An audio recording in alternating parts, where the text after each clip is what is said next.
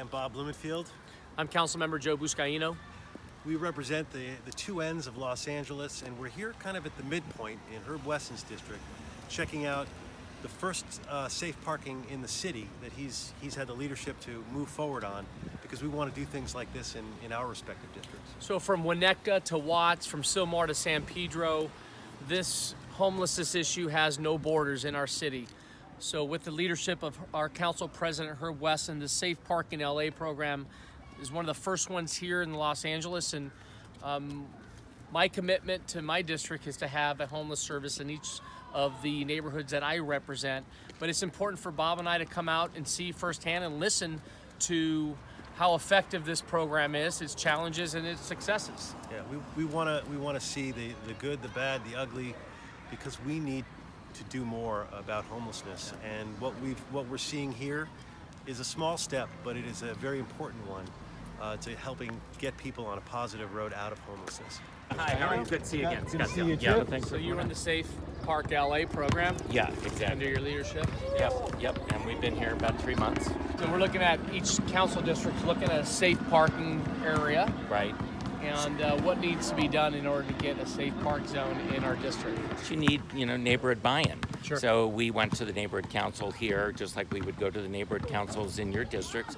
No different. Get the neighbors involved, et cetera, and get buy-in from everybody. We want everybody on board. We want the county to know, the police department to know. We want everybody to know. And how did it work with this particular lot? So we approached them, and over a few month period of time, through their leadership, they went to their vestry, they went to their congregation, we went to the neighborhood council, we went to Olympic Division PD, and after a few month period of time, we put the deal together with a memorandum of understanding, who's going to do what, with the case management. All of those pieces have to come So together. you don't have people picketing out front here, you don't have marches going down Normandy, and I see you're on a church lot, youth programming, right adjacent to residential, both on each side, Bob, and also across the street. How did you manage? You Preschool, had a preschool? elementary school. So share with us, how did you overcome all these concerns, and also you're around sensitive sites? Right. So we went to the neighborhood council. We let them be the weatherman, and they told us what they wanted to do. Is there any interaction between the use of the church and the kids and the safe parking? Yes. The preschool, no, but the basketball kids, yes. We'll, in the course of the evening, the people who are using the lot will drive up and they'll be courteous and drive around the kids. And the kids practice here basketball Tuesday, Wednesday, and Thursday nights till 8 or 8:30 or until it's dark. And our patrons park on that part of the lot. And everybody, lives in harmony. So in all to date, how many people are participating in the Safe ParkLA program? We've approved about 65 people only of the 12,000 in the whole county. In the city, it's probably 8,000 people living in vehicles. And actually, my idea is to now get every neighborhood council, all 97 of them, to want to, they're not going to do a bridge home, but do a safe parking zone. The only ones that are here are the ones that have been fully vetted, that have been reviewed, that you're saying they're on the path trying to get housing. Correct. So can you introduce us to the congregants of the church? Be happy to. We have several here who would love to tell their story. Joe Buscaino, how are you? Bob. We're both members of the vestry here, which is the board of the church here. Yeah. So explain Bob and I the decision-making process as far as having the Safe ParkLA here at your church. We considered it amongst our on our vestry meetings, and we thought about all the things that were involved. Safe Parking said they'd provide security, they'd provide wash facilities and toilet facilities, and that we could limit it to however many cars we felt we could accommodate. We decided to start pretty small, and we started with 10. And 10 seems to be working out fine. Did you have any resistance from some of your congregants? Well, I think you would have the normal questions that people would say. Well, what are we going to do about? Are we going to have bad people staying here? Is it going to be in crime? We have kids here playing basketball. We have a preschool, a Head Start program here. What are we going to do to keep them safe? And I think that's a reasonable question to have. But Safe Parking told us, we'll vet the people that are staying there. We'll have a security guard in case something happens. They can contact LAPD and have them come take care of any problems. To date, we've had 0 problems.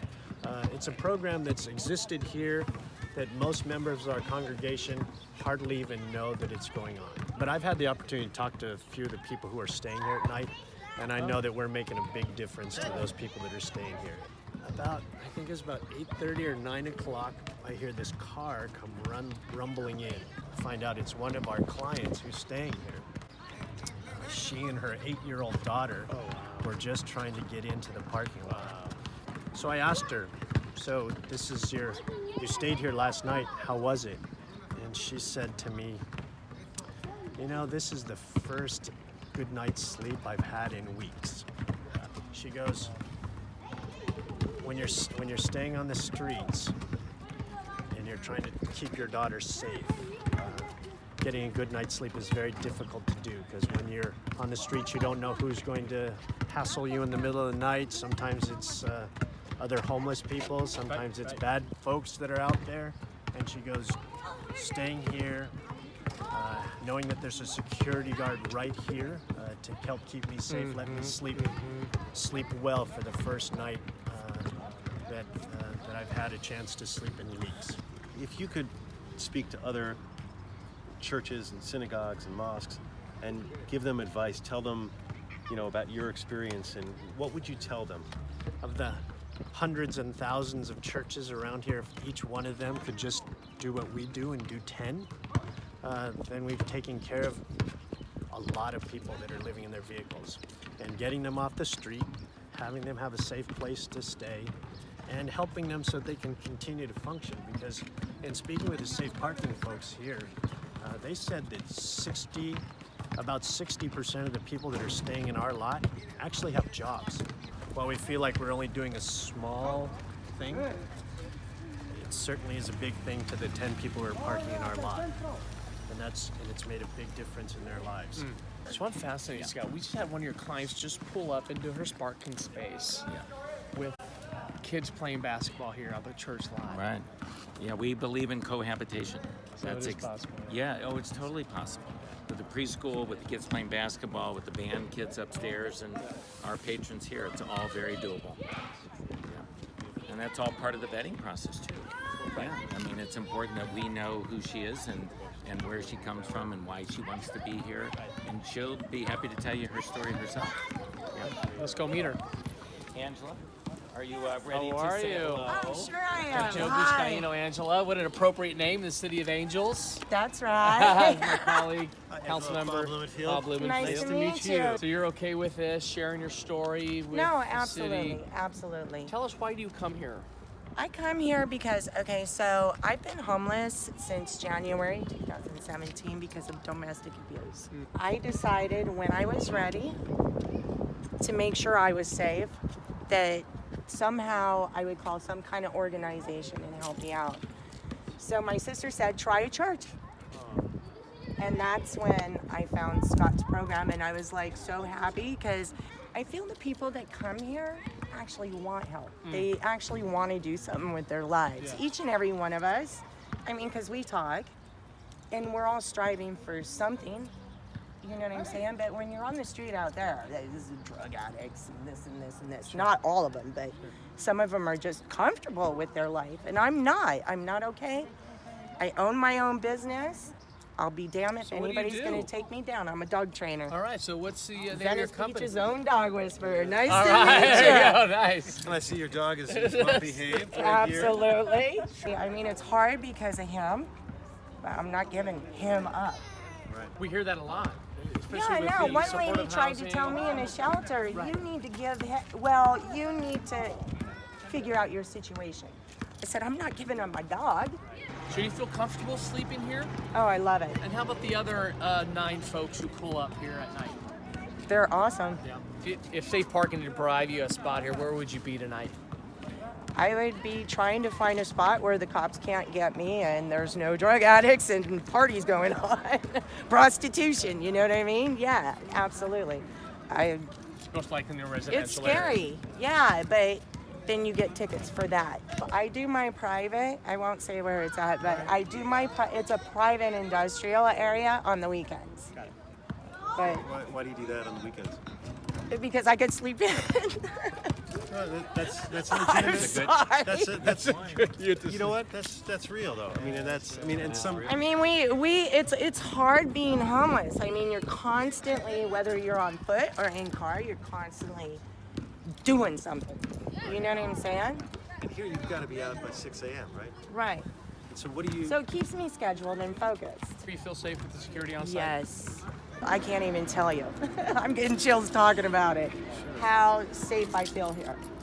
Because you know And your I'm gonna abuser's, you know your cry. abuser's not going to come on the Come here. line. Come on. Right?